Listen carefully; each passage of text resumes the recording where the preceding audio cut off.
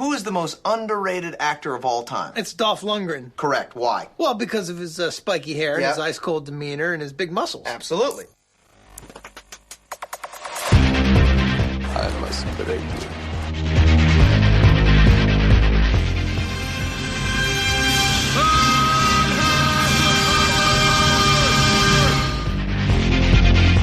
The guilty will be punished. My name is Sergeant Andrew Scott. Come on, guys, don't do this. If I don't get breakfast, I get real grumpy. I don't think you like me grumpy. And you go in pieces, asshole. Let's kick some ass.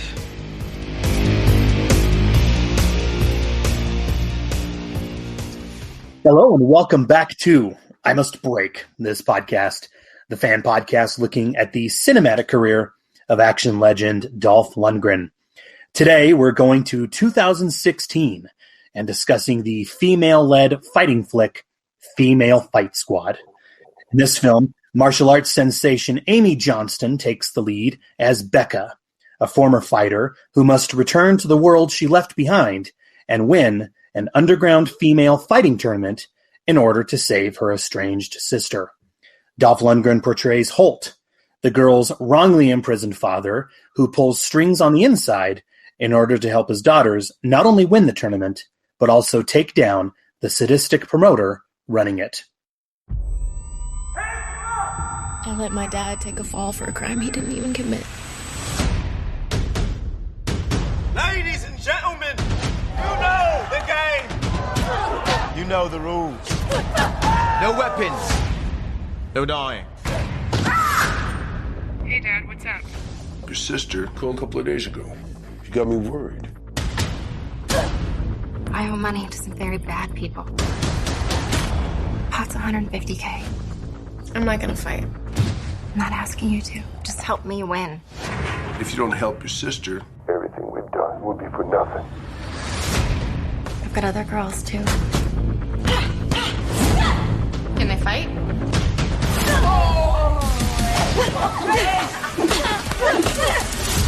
Next. They're going to drag you back to that snake pit. You should just go. If none of them win, who's gonna pay me back? I have a bad feeling about this. I'm gonna play a little game. I'm going to find your father, and I'm gonna kill him. Don't come near my family again. Revenge.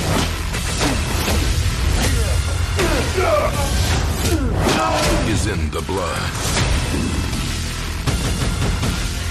Amy Johnston. Courtney Palm. And Dolph Lundgren. We can fix this. This is not revenge. This is justice. Female Fight Squad.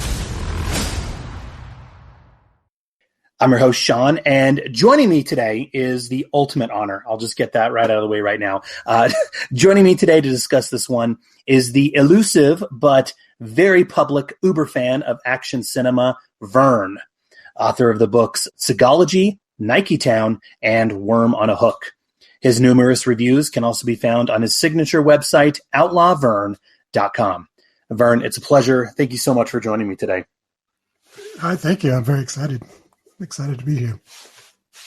Well, I wanted to talk with you. I mean, I'm just going to get it out of the way right now. Okay. I really didn't start reading your stuff until it was the publication of Seagalogy. I remember picking that up in the summer of 2008, I believe it was. Yes, 2008. And I've been a loyal follower reading your stuff ever since. And I'm just going to say it right now as well.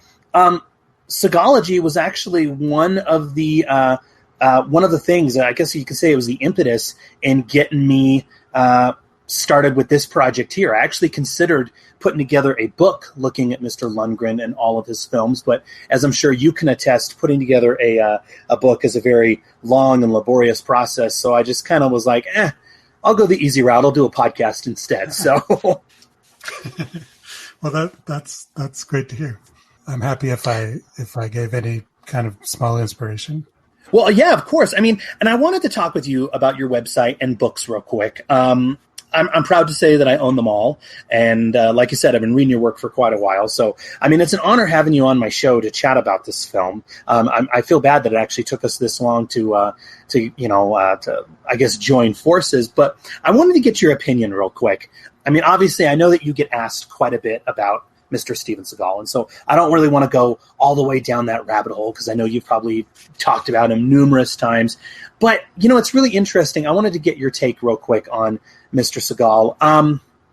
Is it fair to say, I mean, if you look at his output of the past couple years, if you look at allegations against him and also his political ideologies, I guess we can say, in the culture that we're currently in, we're kind of in this cancel culture, I guess we can call it. Is it fair to say, would you say Mr. Seagal is done? I mean, have we seen the last of him, the last new Steven Seagal feature film?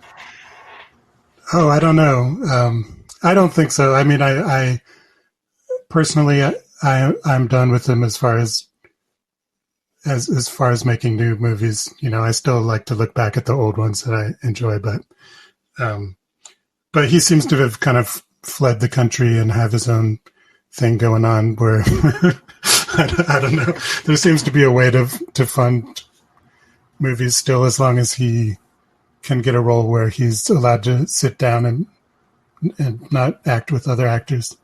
Well, yeah, I mean, and there's a part of me, I mean, you've said it, okay? I mean, you referred to his early films as the golden run, as the golden years, and I completely agree with that. And there's a part of me that kind of thinks maybe he should have bowed out and quit around 2002, 2003 or so, because, I mean, the past 10, 15 years, he really kind of shot himself in the foot in a lot of ways because he just overexposed himself.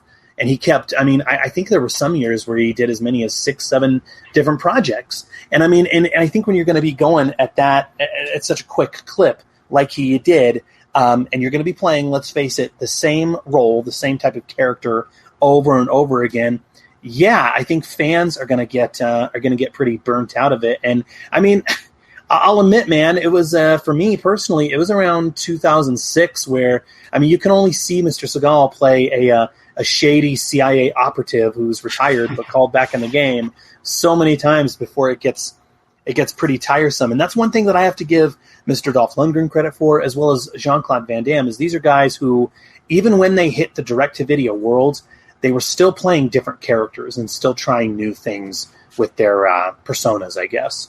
Well, I partially disagree with that, only because I feel like that was part of what made me so fascinated with Seagal enough to write a book, is that he stood out from the others for exactly that reason, that everyone else is kind of like an actor playing a role, and he was just always kind of the same guy in his movies for a long time. And I also think that the weirdness of his straight-to-video movies for a while was definitely a big part of what made me interested enough to write a whole book about him. But I agree that they started to get a lot more repetitive, and for me, it was more around the like Russian mafia era, when he got real into being a Russian mobster, that it started to become more boring. But it just had to do with the quality of the movies too, and him just kind of getting into the more modern action hero thing of like, I'm going to be there for 2 days and film a couple scenes and try to stretch them out for an entire movie to, like, Yeah, well, that's. I mean, I was going to be getting to that. That's basically what we have here with female fight squads to an extent, and with Mr. Dolph Lundgren's role. Well, as far as Dolph, that's true, but luckily, yeah, Amy Johnston is an incredible star in her own right. So, she's a perfect action star. So it's great that she gets to be the lead in this one. Well, and I noticed now you've gone into the writing fiction prose, okay, with the books Niketown and Worm on a Hook. I mean, is it safe to say? I mean, is this where you anticipate staying for the foreseeable future, or do you ever see yourself going back to publishing those collected works of your reviews, like Seagalogy and Yippee-Ki-Yay Moviegoer? Yeah, actually, the next. I mean, I would love to write more novels, and I love doing them. So far they've taken me. Each of those took me several years to write. So I hope to write more. But the next thing that I've started working on that I'm hoping to finish next is another action star related book that I've wanted to do for a long time, and I'm not saying who it's about, but it's one that I think will be really good. If I can pull it off, it'll be exciting. Is it Dolph Lundgren? Can you at least give me that much? It's not Dolph Lundgren. Okay, all right, okay, because yeah. I'm still considering that, Vern, here in the so no. Well, and I think my big question for you, and I mean, you don't have to answer it if you don't want to, but I'm just curious because I think a lot of people are probably wondering this: why the anonymity? Why the elusive Vern? Do you ever see yourself? I don't know what the correct term is, but alerting the general public and alerting your fans, this is who I am, or are you going to keep the anonymity going as long as possible? Well, it's it has evolved over the years. When I first started out, which was around more than 20 years ago, I was kind of writing reviews kind of as a character, and as time went on and I got more into it, I became more and more myself and less of playing a character, but I still kept the name Vern because I just, I feel it feels kind of like my better version of myself, It's hard to explain, but it's, I like being Vern, and people know me as Vern. It's not an identity I'm protecting with my life or anything, but I just, if somebody found out, it would be fine, but I like doing it the way I have. For a long time, I wouldn't even talk. I didn't do interviews or anything. And then like the thing that really turned me around was getting invited several years ago by Cine Family when it existed in LA. They brought me out to introduce to host a 4-film Seagal marathon. And it was just such a great opportunity. I wasn't going to turn it down. So that was the first time I showed myself publicly. And so ever since then, I've loosened up about it more, and I've, done podcasts like yours, and I like that. I'm really glad that I've done that. So I'm not as protective of it, but I'm still Vern. Yeah, well, the pressure is on for me right now to make this the best possible conversation, because I gotta, like we said, we gotta. So, I'm curious. Okay, I could do it. Yeah. Well, I'm curious. I mean, okay, you've written the book on Seagal, but I have to ask you, because like I ask all the guests, what about Mr. Dolph Lundgren? Okay, where in the pantheon of action stars, or the hierarchy of action stars, where has Mr. Lundgren always stood with you? And in particular, I was going to be getting into this in a minute. Why this film? Okay, out of all the films, all the crop of films that I gave to you, you singled out this one. So yeah, I guess that's a loaded question with a few responses. But yeah, why Mr. Lundgren and why this particular film? Well, my history with Dolph is, I would say I'm later on him than most people, other than that I saw Rocky IV in the theater when I was a kid. So that's what I knew him from for a long time. I loved He-Man, but I was just at the right age where I was a little too, when the movie came out, I was kind of like feeling I was too old for He-Man. So, which I think was probably a good thing, because I probably would have been really mad that it was so little to do with the cartoon. But, I'm sure I saw some of the other ones in between, but I remember, I love I Come in Peace. I know I had seen that at some point, but I remember when Johnny Mnemonic came out, being really excited for Dolph being in that.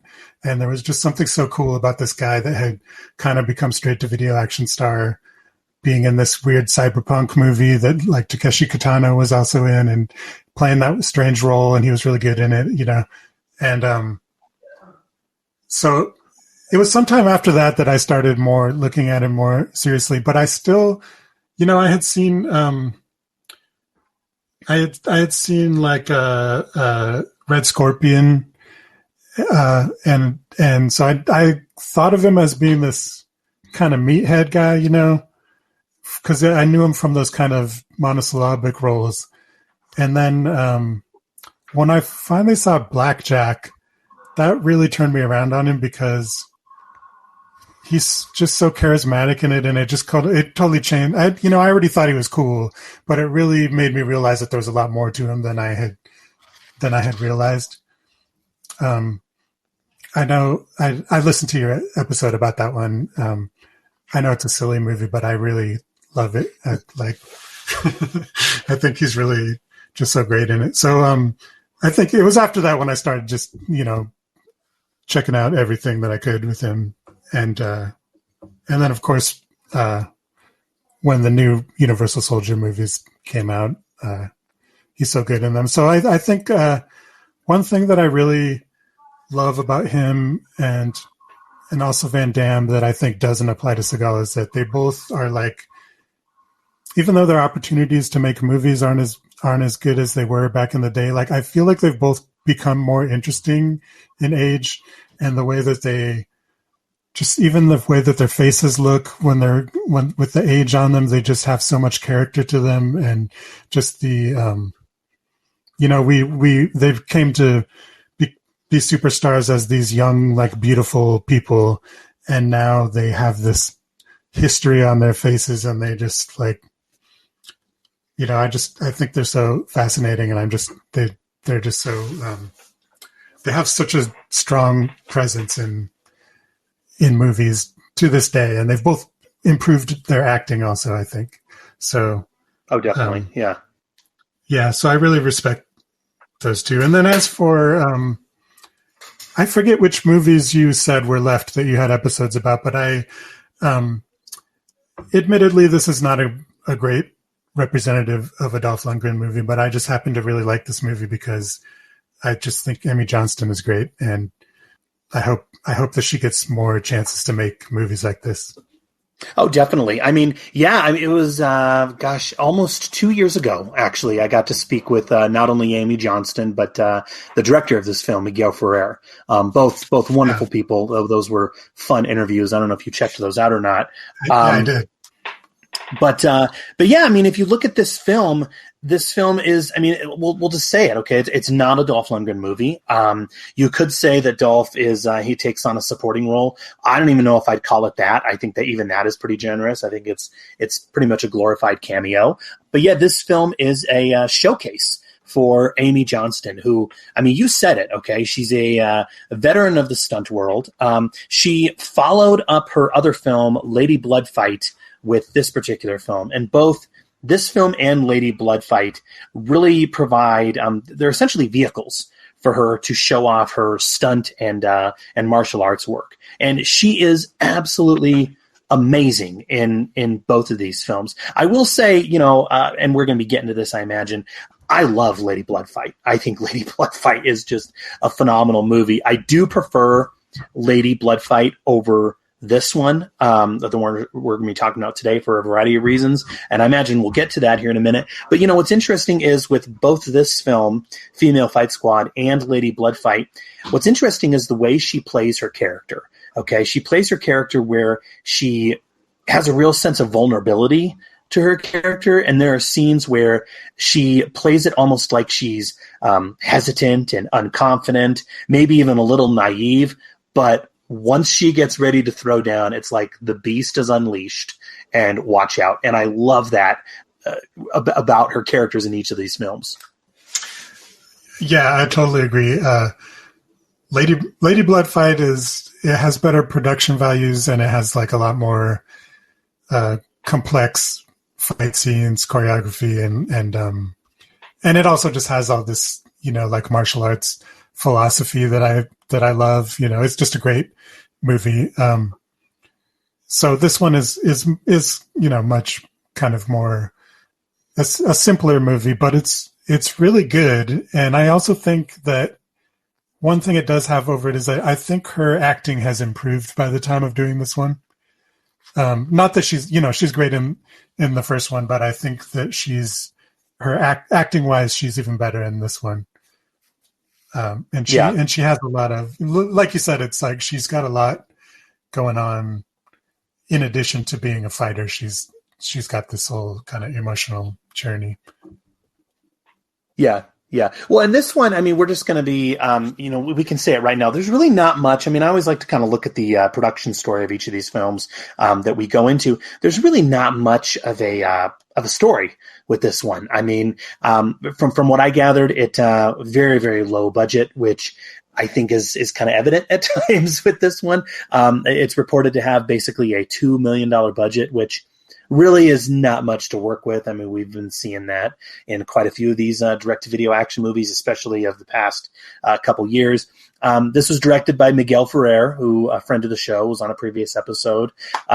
Relative novice, I guess we can say. He's directed a ton of short films and music videos, but this is really his first and only feature film. And what's interesting about this particular film, and we've said it on previous episodes as well, but I mean, this one is, I guess, one of the prime examples of it, where what the production is doing is they have an aging action star, okay, who they are throwing front and center of this, okay, kind of making you think that maybe, to the unsuspecting person who's going to the red box screen or whatever it may be, thinking that maybe it's a Dolph Lundgren movie, when in reality, he is taking a supporting backseat role and letting someone younger do the heavy lifting. I mean, we've seen this. This is kind of the MO for all of those Bruce Willis films that we've seen of the past 10 years. I think we can say Seagal is guilty of doing something like this as well. And so you look at it and you think, man, it's a bit of a sucker's game. I feel a little duped. Having said that, I mean, you already said it, and I imagine we're going to be talking about it quite a bit. Amy Johnston is amazing. So if you're going to kind of pull the wool over our eyes, and, this is not going to be a Dolph Lundgren movie, I think Amy Johnston is a phenomenal person to take the lead. Yeah, I can see how it certainly is designed for that, but to make someone go, oh, Dolph Lundgren movie. But I mean, I knew I wanted to see an Amy Johnston movie. And so to me, it's like, it could have been just some dude as her dad, but instead it's like this new Amy Johnston movie and Dolph Lundgren is her dad. That's so cool. Like you can picture it could be the same movie with definitely somebody who was not Dolph Lundgren. It wouldn't be as cool. But I also had forgotten that he actually has a fight scene in the movie. Because I just kind of remembered him talking to her on the phone from prison and stuff, but he actually does have a scene at the prison where he's fighting some guys, which was pretty cool.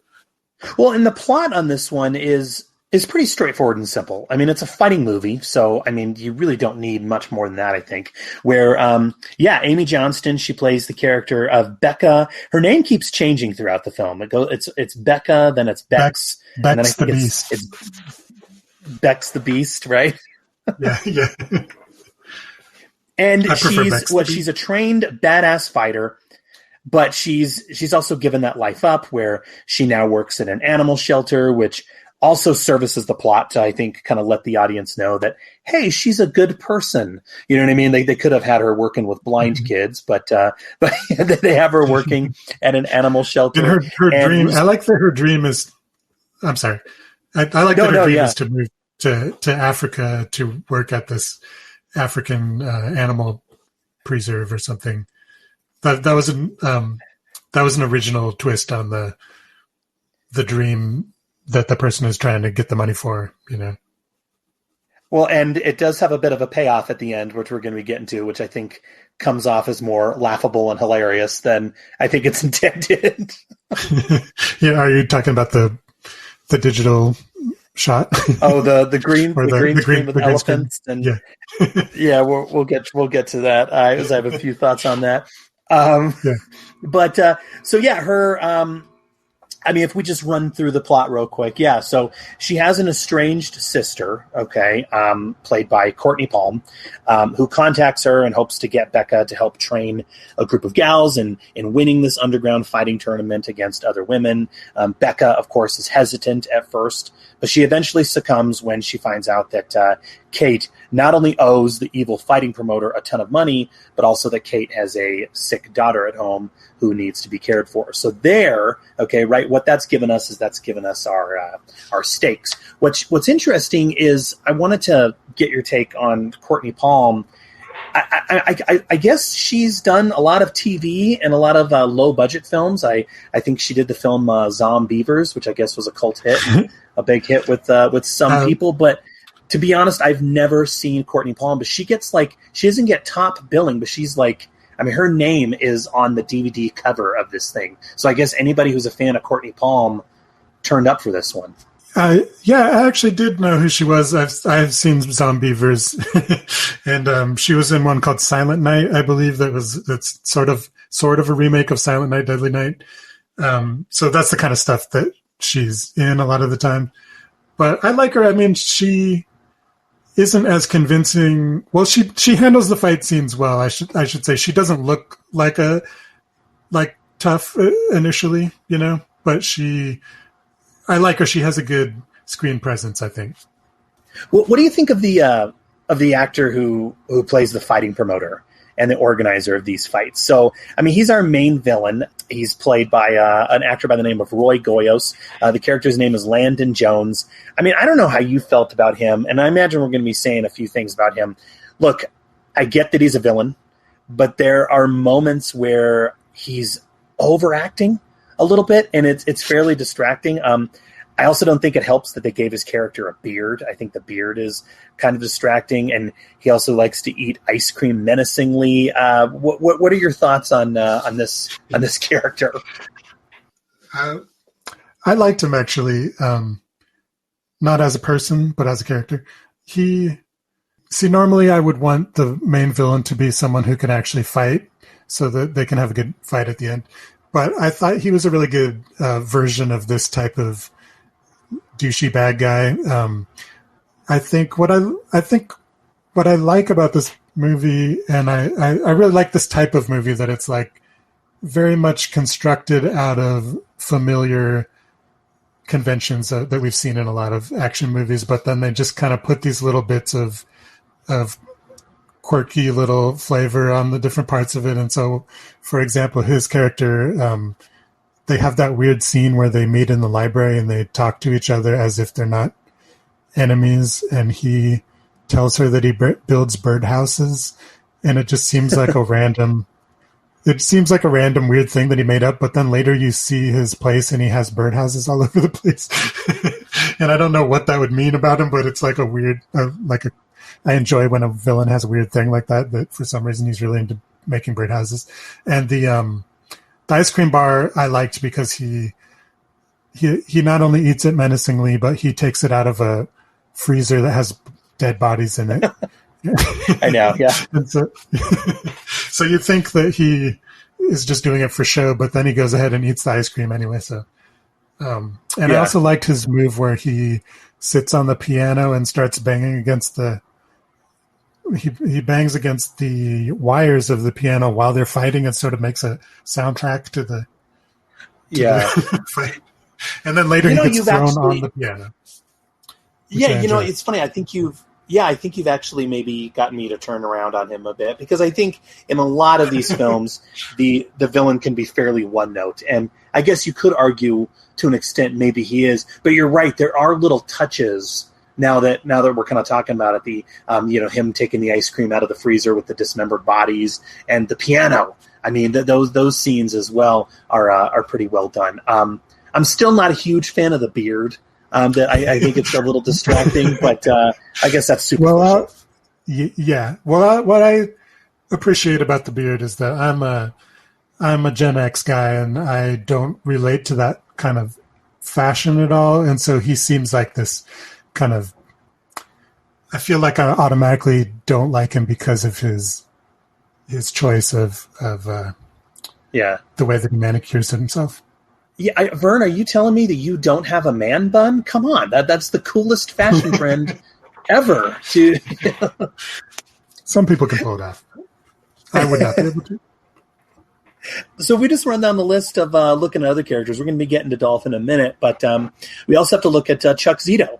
Okay, Chuck Zito. Okay, the I don't know if you want to say infamous or not, but I think anyone who knows the world of action or who has heard Van Damme's or the stories about Van Damme, I guess he has a bit of a history with Mr. Zito. But yeah, Chuck Zito shows up as the owner of a gym where the gals go to train.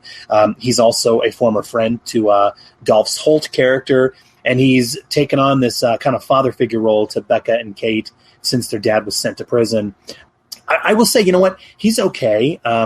Acting isn't really necessarily his forte, but I would say right now he's actually much better in this than he was. He did a movie, and the name is escaping me now, but he did a film with Randy Couture where he was assisting Randy Couture like as these like hunts in the jungles or whatever, and he's pretty terrible in that one. What is the name of that film?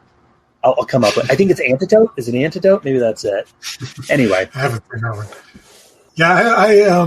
Yeah, I've seen him in a lot of stuff. He honestly hasn't made a huge impression on me usually, but I enjoyed him in this movie. He's not a huge part.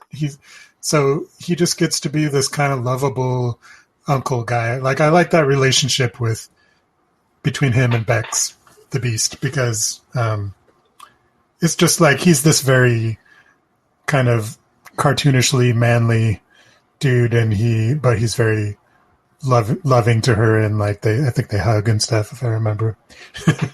I don't know. I like that kind of nice macho guy character. Well, and then we get to Dolph. Okay, we get to our man of the hour. Mr. Lundgren plays the character of Holt, who, like we said, is Becca and Kate's father. We find out that he is imprisoned, and it's made very clear that he is the one who taught his daughters how to fight and defend themselves. He's really not in the film that much at all, maybe even 4 scenes. And you know what's interesting? I mean, his character, if you really look at this film and you step back a bit, his character really isn't necessary to the plot. I mean, and you could basically take Dolph's character out of this film completely, and I think the narrative is still going to work. It's still going to hit those beats. It's going to work just fine. And I mean, you said it earlier, which I completely agree with. I think anyone else could have been cast to play this character. I mean, you could have cast anyone else to play this wrongly imprisoned dad who's in jail, or prison for that matter. But I think, Dolph, look, we've talked about it on the show numerous times. When Dolph is on screen, he has that presence and that ability about him where, he just sucks the air out of the room. Okay. And so I think his involvement, let's also say it, his involvement, I think, helped secure more financing to even get this film made. So who knows if it would have been made without him. Yeah. But you look at it, and yeah, his presence really helps add to the film. It helps it, I think, stand out just a notch above everything else that kind of permeates the market these days, to be honest. Yeah, if it was somebody else, you'd be going, yeah, come on. Why, we don't need this, when you get to those scenes.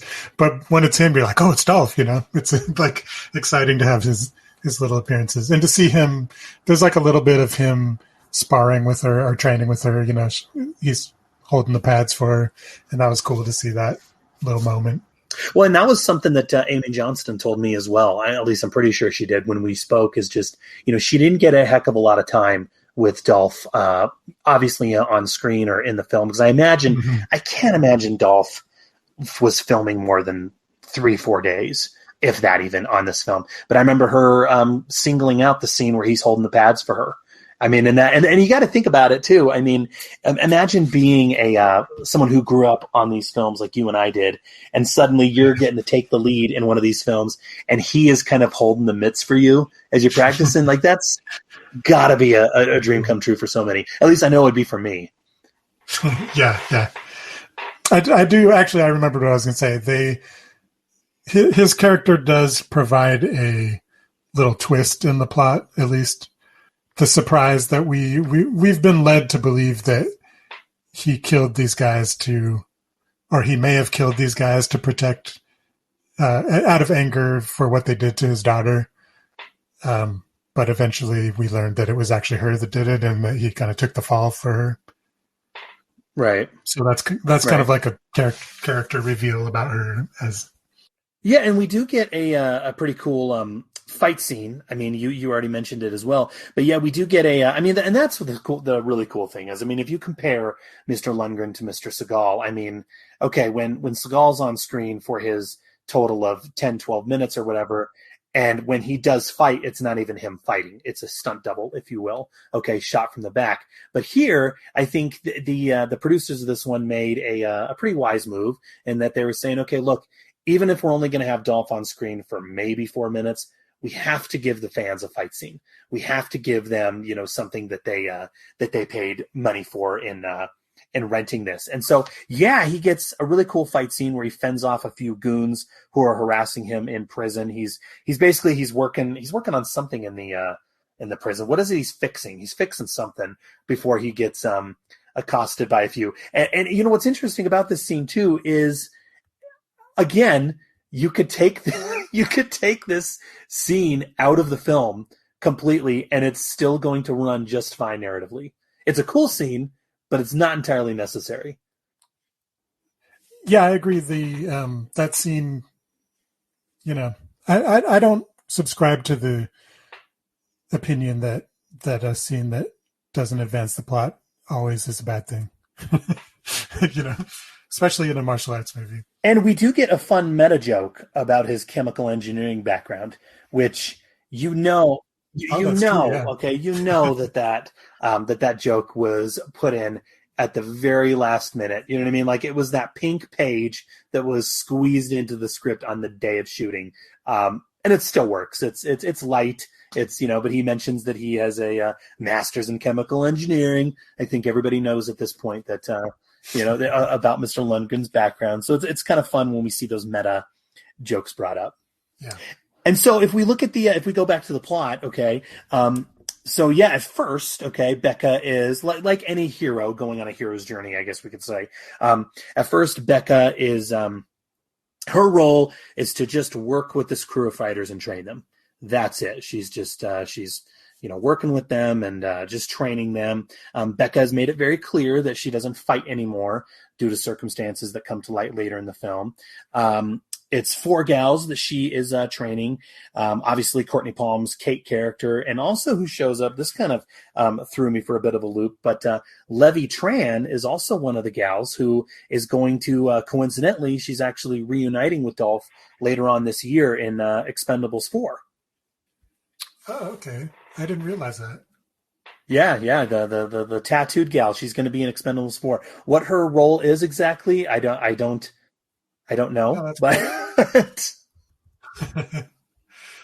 okay, yeah. I realized that's funny that you say that because I was looking at her name and knowing that it was familiar, and I think it was because I saw that picture of all the Expendables. That's great. That's great to know that. And so eventually, Becca does begrudgingly decide to enter the underground tournament after, unfortunately, when Kate is brutally attacked, which eventually leads to her death. So any Courtney Palm fans, sorry, spoilers, but she does not make it through the duration of the film. There is a really odd scene, and I wanted to get your take and opinion on it. There's a very, very bizarre scene. I get that it's done for style. I also get that it's done to kind of help move the narrative along, if you will. But it just comes across as kind of bizarre a bit.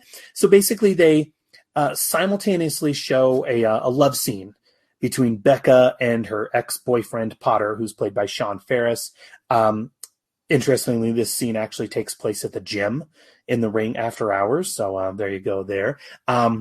Okay. But the scene is actually interspersed with Kate getting jumped outside and she's nearly beaten to death. So it's a really odd juxtaposition that we're seeing such a brutal assault on this gal. And then her sister is finding, her sister being Amy Johnston, of course, her sister finding happiness. I wanted to get your take there on that moment. Yeah, that's pretty, that's kind of standard. It's just like she is having this good moment, but she doesn't realize that she is not there to protect her sister, but it's unfair for her. She should be able to have some time to herself. Yeah. Well, and one of the main problems with the film, okay, I mean, so we've talked about, all of the characters and everything, but now I wanted to really get into the nitty gritty of many of the moments, okay, and so I don't know where you felt about it. I mean, okay, obviously, okay, we've said it before, and I want to reiterate it again. Amy Johnston is amazing, okay, in this film, but in my opinion, I'd say one of the big issues with this particular movie is, okay, for a film centered around the world of fighting, okay, then I think the direction should really focus on this aspect and be thrilling, okay?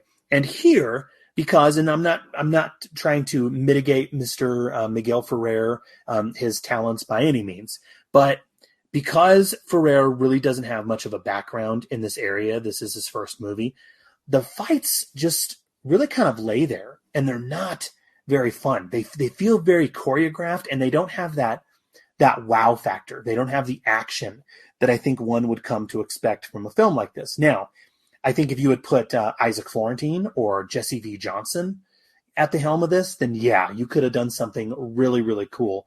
But I don't know, man. As I was watching this again on my most recent viewing, the direction, I think, is what really, really lets this film down. Well, I agree that Florentine or Johnson would have done a better job, or they do manage to in their movies. But I also think I feel like it's better than a lot of movies of this type that I've seen, as far as, showing the fights clearly. But they are kind of more simple along the lines of like a 90s, like the lesser kind of fight tournament movies where the fighting is pretty straightforward and simple. But I don't know. I don't necessarily disagree, but I liked the characters and the story enough that I got into it, Okay. Well, and one admirable thing, I mean, we talked about, okay, maybe the fight scenes are not as choreographed as maybe as well as they should be. But, one thing that I really, really picked up on that I guess we can say that I appreciated about this one. I think it's very, very admirable about how in this film, the women are not overly sexualized. Okay. I think if this film had been made in the late 90s, early 2000s, that's how it would have been played out. And I think we would have gotten some pretty unnecessary scenes where they would basically be supermodels, if you will. You know what I mean? Here, and I don't know if you thought this as well, but here, I mean, the women in this film, yes, they are easy on the eyes. We can say that, but they are all just tough, badass women who really engage in some true physical combat. And that's one thing that I appreciated, is just how they're not unnecessarily and overly, sexualized to kind of titillate the male audience. Yeah, I agree. And I also appreciate that there's not a whole lot of the men insinuating threats to them. There's the one part where the guy touches the fighter's butt and she and she breaks his wrist, which was a good scene. But I like that they don't do too much of that kind of.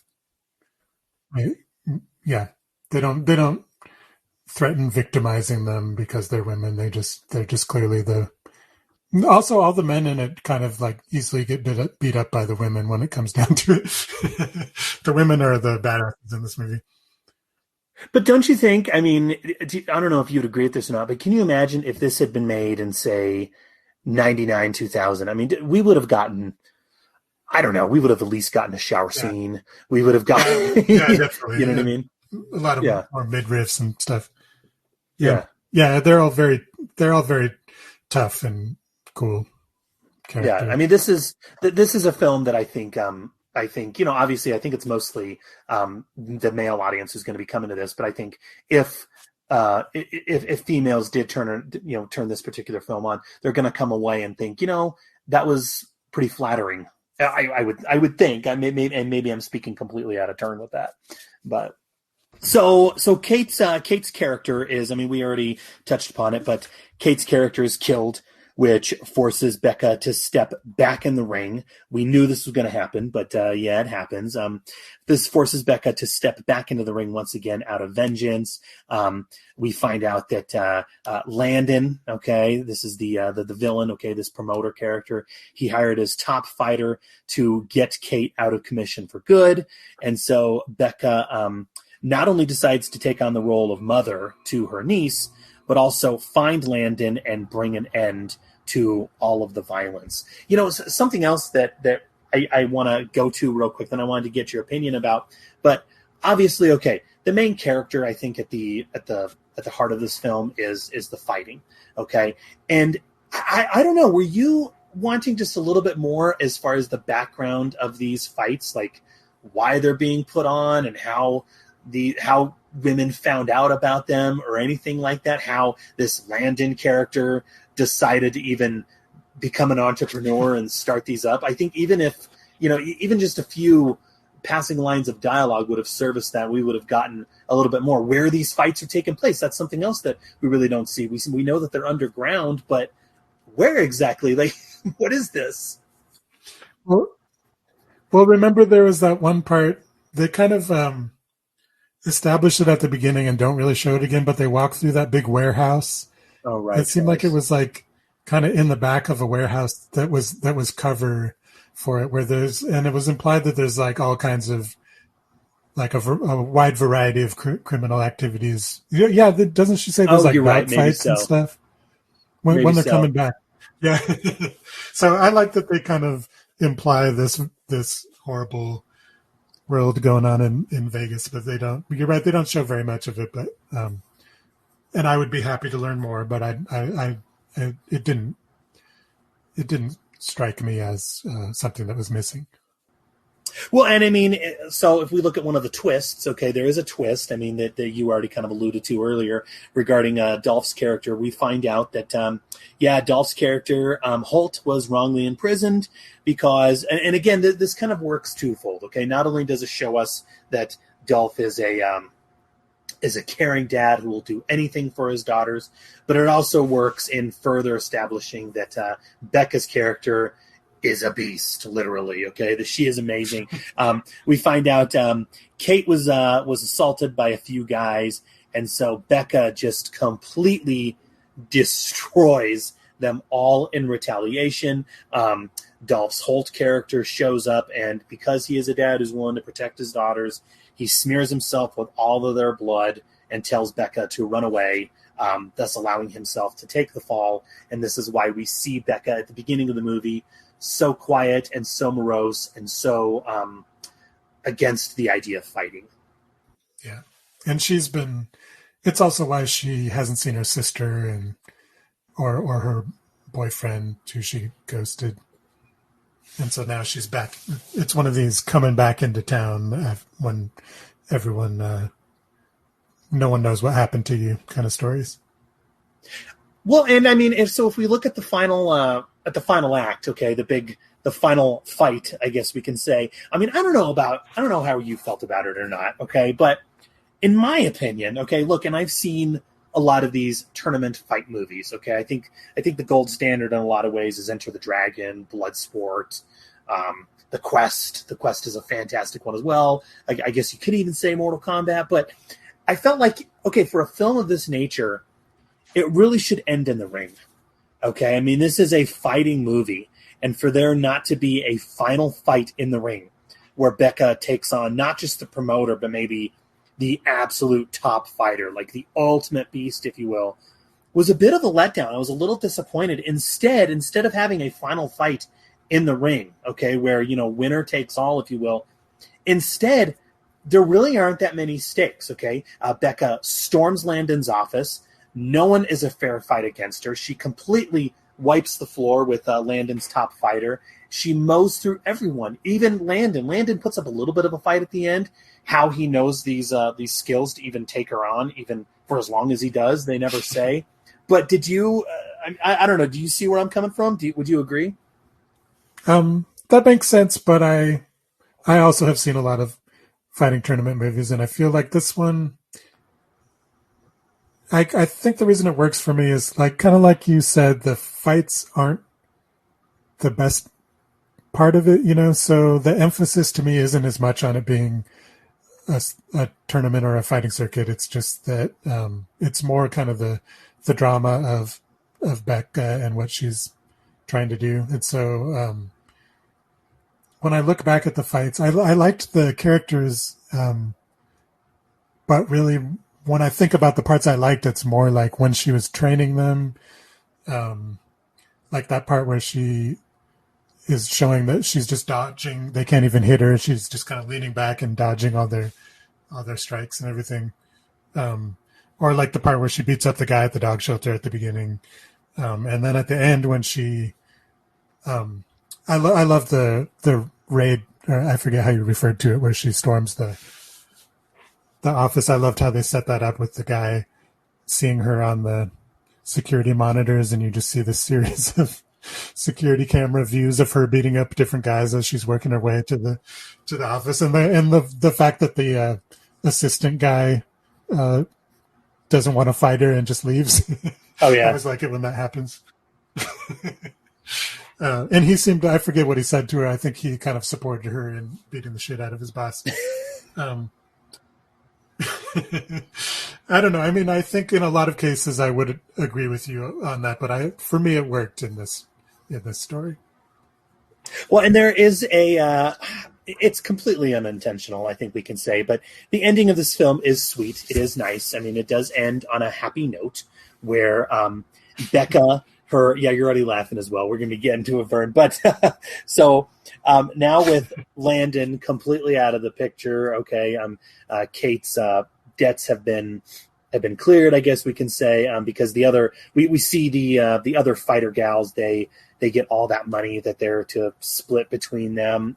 And so Becca, her niece, the one-legged dog that Becca fell in love with at the beginning of the film in the shelter, and then Holt, who is freshly released from prison, they all reunite in Africa, and they embrace as they are ready to start a new life.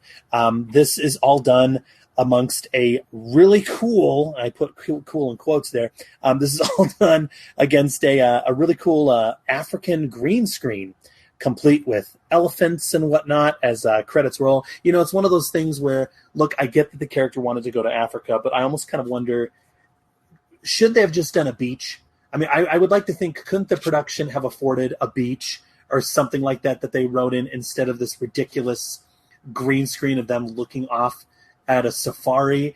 The intentions, I think, Vern, the intentions are noble and nice, but in the end, I'm watching it and I'm just like, what is this here? Yeah, I only laugh because it's a cheesy shot, but I like it as a happy ending.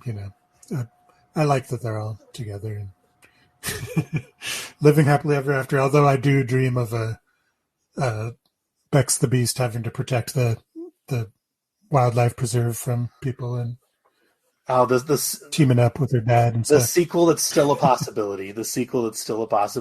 Well, I mean, and knowing Amy Johnston and knowing Dolph, I think if the budget is right and there is a story to tell, I think something like that could be done.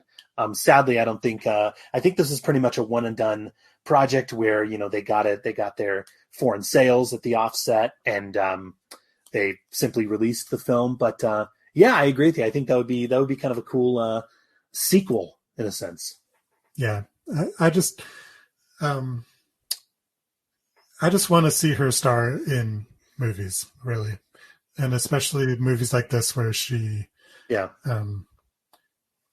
has a job where she gets in trouble for beating up some dudes, and so some guys are being jerks at her normal day job that she has, and she has to beat them up. So she gets in trouble and then leaves town and has an adventure. Yeah. Well, okay, so we're here at the end, Vern.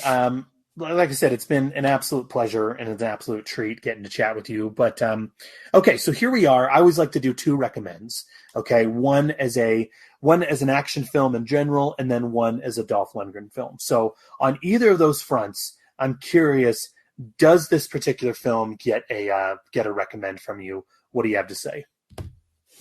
Yeah, as far as if someone rents it thinking that they're going to get a full-on Dolph Lundgren movie, then they might be disappointed since he's not in it very much. But it is a really good action movie, and it is of the type that, I think it fits into the same genre of Dolph Lundgren type movies, and so I would encourage anyone that's into that to give it a shot. Thank you. Well said. To the point. I like it. Yeah. No, for me, this was a bit of a tough one. I think it's fair to say, I think you enjoyed it a little bit more than I did. I will say there are parts of this film that I really, really wanted to like, because I think at its core, again, this is a very simple meat and potatoes fighting movie, which I love. Okay, this is a very simplistic meat and potatoes, fight tournament movie. Sadly for me, I didn't think the fight scenes were really that exciting or good. It's, what's interesting is it's very evident that there's talent on screen, but unfortunately, I don't think that there are people behind the scenes that are simply experienced enough to make this really, really stand out and work. I think the low budget is very, very evident at times, which sadly add a kind of a cheap look and feel to this one. On the other hand, though, okay, plus side, I will say it does show audiences the abilities of Amy Johnston, who, for my money, is one of the coolest female action stars around today. But compared to Lady Bloodfight, I think this one pales in comparison. I would say everyone who is listening and you have not seen Lady Bloodfight, I would say check that one out first and then maybe see this one. For a Dolph Lundgren film, he's simply not in it much to really recommend. And the fight scene that he is in that we talked about earlier is, I felt it was kind of choreographed fairly slowly, so it wasn't really very exciting either. However, it is kind of fun if you're going to look at this film as a Dolph Lundgren performance. There's a certain kind of fun seeing Dolph taking on this kind of wise sage mentor role for a change, which I thought was really cool, which coincidentally is actually what many of these action stars are doing nowadays, where they're getting older, so they're kind of stepping aside and kind of allowing the new buck to come in and run the show. In the end, I think it's a fun cameo of a role, but there's just not much else with this film that really needs to be mentioned. I think it's kind of a fine one and done viewing experience, for me at least. Yeah, well, I really liked it when I watched it, when I first bought it. And then when I rewatched it the other day, I was surprised. I felt like, this was better than I even remembered it being. So I'll say 2 and done for me, at least. 2 and done. Probably not done. I own it. I could watch it again at any moment. Well, yeah, I own it too. So is it fair to say, if you don't mind me asking, are you a purist for physical media as well? Do you have a extensive, large collection at home as well? Yeah, I do. I haven't gone to 4K, but I have a lot of Blu-rays and DVDs, and we actually have a amazing video store in Seattle, so I actually still rent stuff all the time. Man, it's so cool meeting someone else, because I feel like we're becoming kind of a rare breed, people like you and I. So, yeah. So, well, before I let you go, first of all, I'll just say it again. Thank you so very much for taking the time to come on the show and chat with me. Before I let you go, I really want to let you plug anything else that you're working on. I know that you update your website, Outlaw Vern, very, very regularly. You kind of hinted at another book that is in the works, but is there anything else that you want to give a shout out to, or anything you want to mention for us to check out? Yeah, you already, thanks for mentioning that stuff. And you mentioned, I wrote a book called Worm on a Hook about a year ago. That's an action horror novel, and I'm very proud of that. So, if you want to if you want to hear a story that combines like a Friday the 13th type slasher with a ex-CIA badass type of character, then, that could be played by Amy Johnston if there was a movie, then check out Worm on a Hook. And that can be found on Amazon, is that correct? And other booksellers? Okay.